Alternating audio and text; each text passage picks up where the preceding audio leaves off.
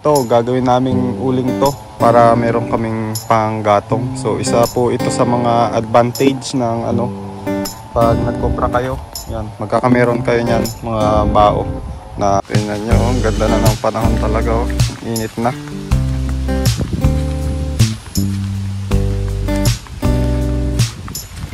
Sarap magala-gala dito sa Nyugan. Yung mga guyabano okay na rin, oh. May bunga na rin tong isang guyabano dito na maliit. Yan, liit-liit, oh, pero ang sipag niyang mamunga. So yan nga po mga kaibigan, no? So kung mapapansin nyo, so napakasimple lang po talaga ng pamumuhay dito sa probinsya.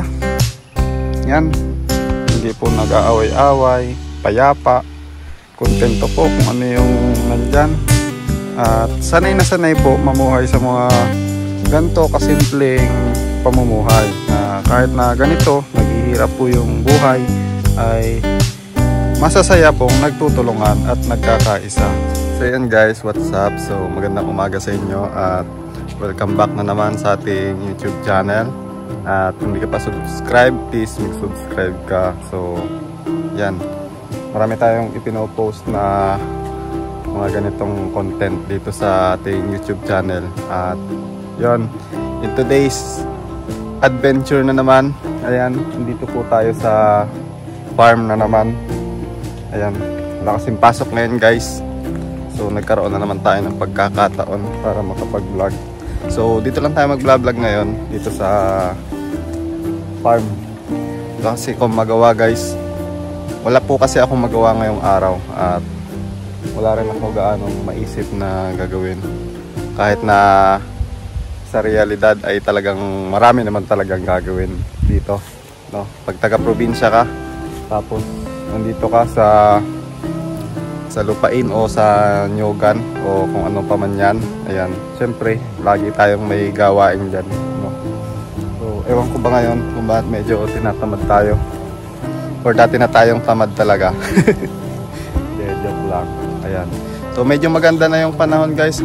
Kagabi grabe, sobrang lakas ng ulan. So ngayon medyo okay naman, humupa-hupa na yung ulan.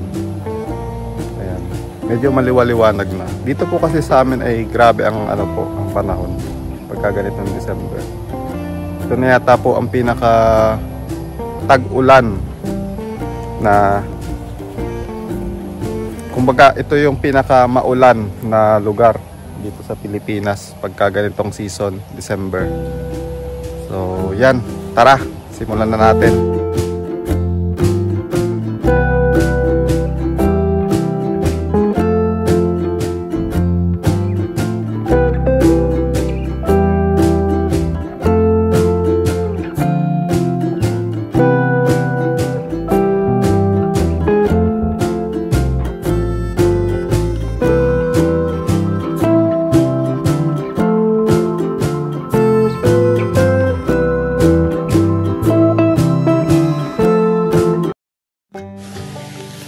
So yan guys, at ipapakita ko po sa inyo ngayon yung mga bao ng nyug. Yan, kasi nga po ay katatapos nga namin mag-kopra. Ayan, bihirang-bihira po kami mag-kopra dito talaga. Napilitan lang po talaga kami mag-kopra kasi nga sa baba ng presyo ng buo na nyug. Ayan. So ayan, ito po yung mga pinaglukaban ng mga bao. Ayan. So malaki po yung magiging pakinabang nito guys, kasi namin to, gagawin naming uling to para meron kaming panggatong. So isa po ito sa mga advantage ng pag nagkopra kayo.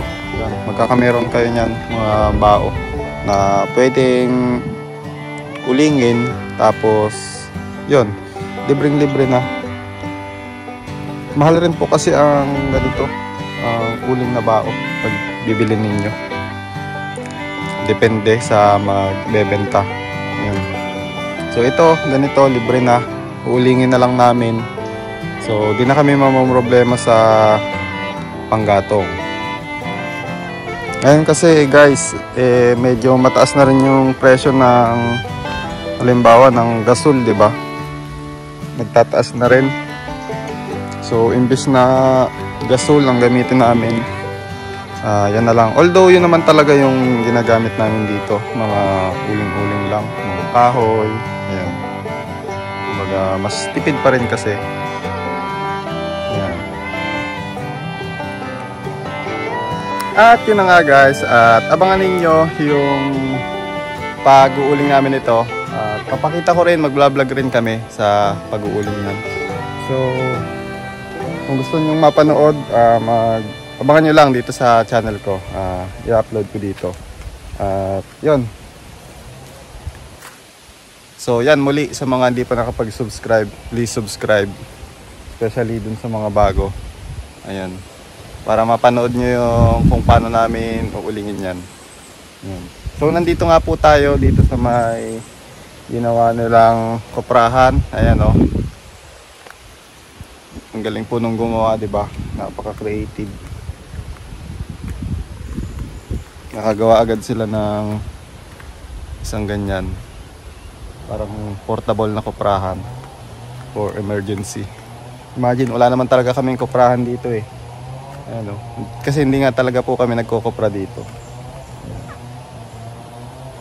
Yan, nagawa nila ng paraan. So ito naman yung may mga saklob na yan guys, ay yung pong mga pinagbunutan ng nyog. At yan na rin po kasi yung ginagatong nila yan dito sa pagluluto ng kopra. Kaya tinabingan na muna namin para sa susunod ay hindi siya masyadong basang-basa. Pwede pa rin siyang gamitin. Yan. Medyo marami pa po. So yan, hanapin po natin yung kalabaw. Nautusan po tayo. Mag-uulan ng kalabaw. Ayan.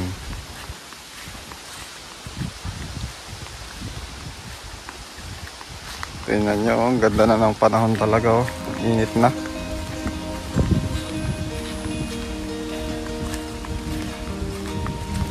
Sarap maggala-gala dito sa Nyugan.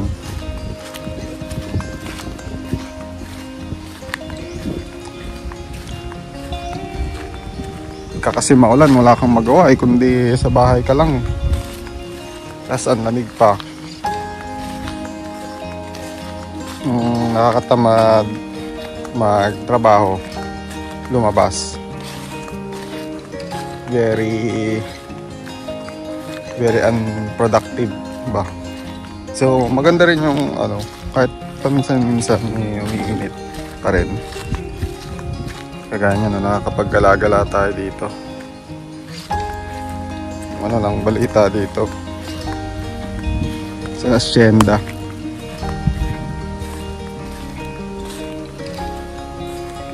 Ayan, medyo tumutubo-tubo na naman po yung mga yung mga damo. Kailangan na nating makapag-tabas-tabas na ulit. Ayan, dito na tayo sa kalabaw. Lilipat lang po natin kasi nga medyo umiinit-init. Baka humabilad. Ayan. Yan po si Kakay. Kakay po pangalan yan. At kung mapapansin nyo, malaki ang tiyan. Buntis po kasi. Pero hindi namin alam kung anong buwan na. Ayan. Pero sabi nila buntis daw to. Halata naman. Ang laki ng tiyan.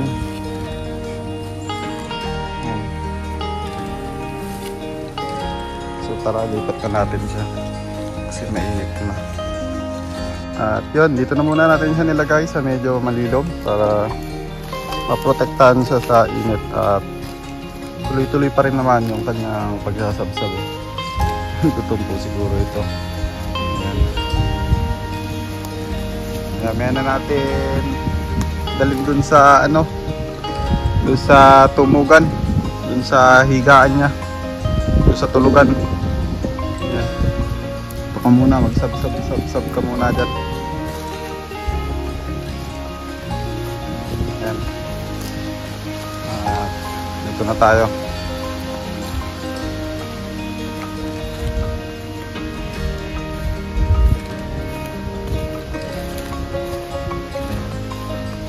Meron na naman nga po pala guys na mga pailan-ilan na namumunga, no, sa mga produkto natin dito.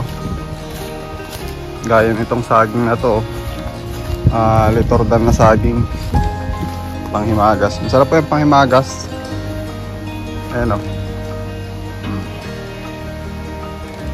Di po magtatagal. Ayan, may ani na naman tayo. Saka nakita ko kanina yung mga guyabano okay na rin, oh. May bunga na rin tong isang guyabano dito na maliit. Yan, oh. Liit-liit, oh, pero ano, ang sipag niyang mamunga.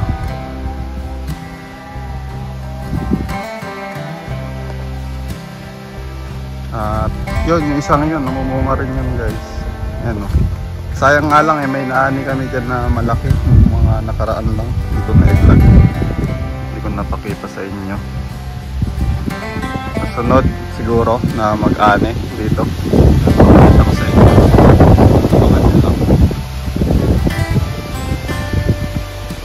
Ito naman, lansones to guys. Ayan, oh. Napakatagal lumaki guys ng lansones. Sabi nung iba, kulang 20 years daw yan bago magbunga. Itong sa amin siguro mga ano pala kung wala pang 10 years. Kaya matagal pang panahon ng aming aantayin. Ayan pa yung isa, oh. 10 years old po na lansones. Kaya po pala si mama, oh. Naglalaba po. Kasi nga po maganda yung panahon. Maganda maglabang ngayon. Magsampay ng mga sinampay. Yan siya.